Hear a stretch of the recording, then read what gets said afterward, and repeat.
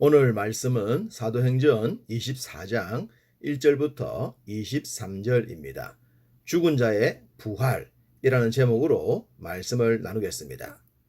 예루살렘에서 체포된 바울은 암살단들을 피해 가이사라로 이동했습니다.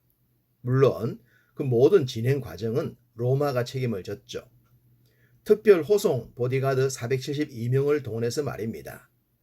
바울은 가이사라에서 총독 벨릭스를 만났고 로마 시민권자였기 때문에 로마의 법대로 재판을 받기 위해 헤롯 궁에 잠깐 머물게 됩니다. 당시 바울이 헤롯 궁에 머물 때도 만약의 사태를 위해 특별 경호대에 경호를 받았을 것입니다. 만약에 헤롯 궁에 있던 로마 시민권자가 외부 세력에 의해 암살을 당하거나 피해를 입게 된다면 로마에게는 날벼락이기 때문입니다. 이런 것을 보면 참으로 신기하고 짜릿합니다. 하나님께서 세상 사람들의 법까지도 이렇게 멋지게 사용하시기 때문입니다. 왜 하나님께서 역사의 주관자이신지 알만합니다.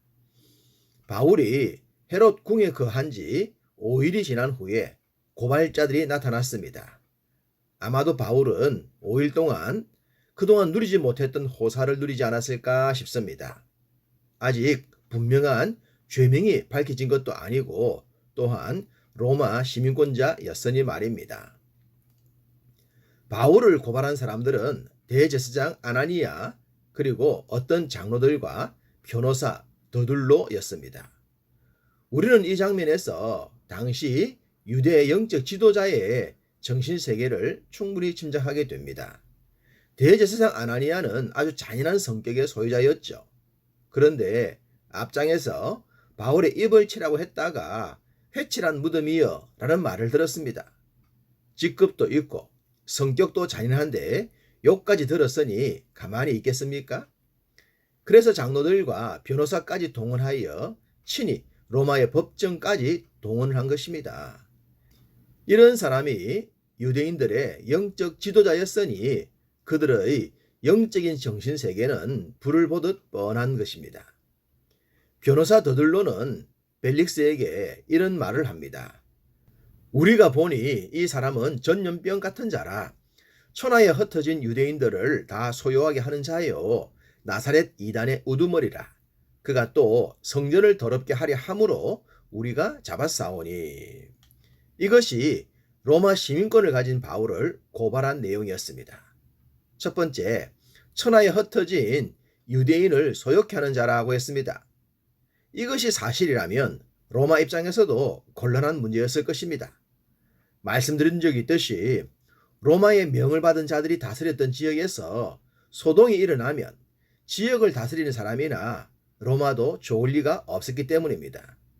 그렇다면 어떻게, 왜 유대인들을 소욕케 했는지가 중요하지 않겠습니까? 분명한 증거나 근거가 있어야 소동에 대한 책임을 물을 수가 있는 것입니다. 그 근거를 볼 수 있는 것이 두 번째와 세 번째입니다. 나사렛 이단의 우두머리요 성전을 더럽혔다는 것입니다.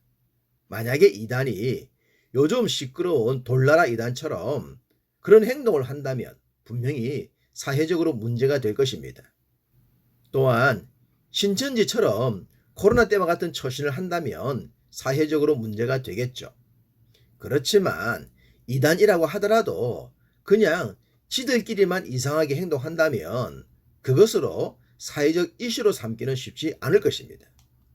지금 바울이 이단의 우두머리라고 했는데 그것이 로마가 다스렸던 사회에 그 어떤 문제를 야기한 것이 아닙니다.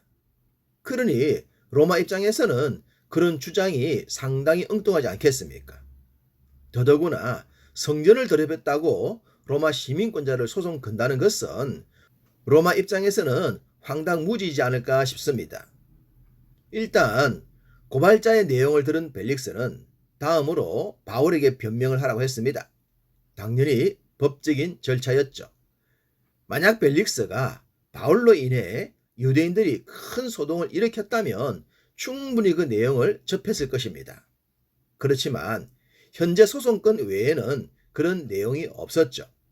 바울은 자신이 예루살렘에 올라간 것도 12일밖에 되지 않았고 그 기간에도 어떤 소동이나 문제가 발생하지 않았다고 했습니다. 당연히 벨릭스도 그러한 내용을 인정했겠죠. 이렇게 바울은 자신의 정당성을 주장한 후에 그들이 왜 자신을 고발했는지에 대해 이야기를 합니다. 이때도 바울은 철저히 복음 자체에 초점을 맞추어서 얘기했습니다. 그들의 기다리는 바 하나님께 향한 소망을 나도 가졌으니 곧 의인과 악인의 부활이 있으리라 함이니이다.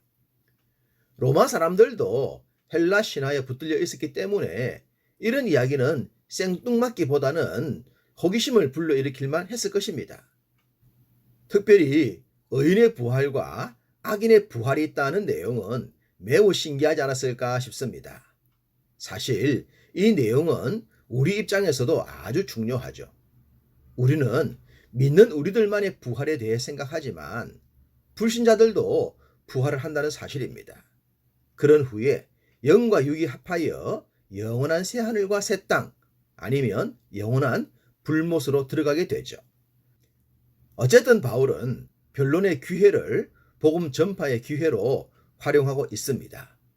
21절 오직 내가 그들 가운데 서서 외치기를 내가 죽은 자의 부활에 대하여 오늘 너희 앞에 신문을 받는다고 한 이 한 소리만 있을 따름이니다 하니. 바울은 자신이 고발을 당한 것이나 신문을 받게 된 것이 죽은 자의 부활을 얘기했기 때문이라고 했습니다. 로마법을 어겨서 이렇게 된 것이 아니라는 것이죠. 바울은 지속적으로 부활에 대해 강조했습니다. 부활이 복음의 핵심이죠. 세상의 모든 종교가 죽음의 문제를 해결하지 못하고 악인과 의인의 기준을 제시하지 못합니다. 그런데 바울은 나사렛 이단으로 불리는 예수 그리스도만이 이 문제를 해결할 수 있다고 설파했습니다. 사실 로마가 보호를 하지 않았다면 이런 변정도 할 수 없었겠죠. 유대의 높으신 종교 지도자들이나 로마의 관리들에게도 말입니다. 바울은 복음의 핵심을 전하면서도 자신을 고발한 자들이 로마법에 어긋날 정도로 확실한 잘못이 있으면 말하게 해달라고 강조합니다. 그들이 만일 나를 반대할 사건이 있으면 마땅히 당신 앞에 와서 고발하였을 것이요. 그렇지 않으면 이 사람들이 내가 공의 앞에 섰을 때에 무슨 옳지 않은 것을 보았는가 말하라 하소서.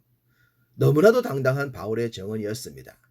만약 고발건이 성사가 되려면 바울을 어긋난 법에 의해 붙잡아야 했는데 증거는 없고 이런저런 소리들만 있었기에 바울이 이런 말을 했죠. 벨릭스는 바울의 말이 고발한 자들의 말보다 훨씬 더 일리가 있다고 생각했을 것입니다. 제3자의 입장과 법을 기준으로 볼 때 충분히 그러했을 것입니다. 그러면서도 벨릭스는 바울이 강조한 부활에 대해 궁금한 점이 있었습니다. 그래서 바울이 전한 도를 좀 더 자세히 듣고 싶다고 했습니다. 아멘이죠. 그러면서 천부장 루시오가 오면 소송건을 해결하겠다고 합니다. 일단 재판이 바울 쪽으로 기울었습니다.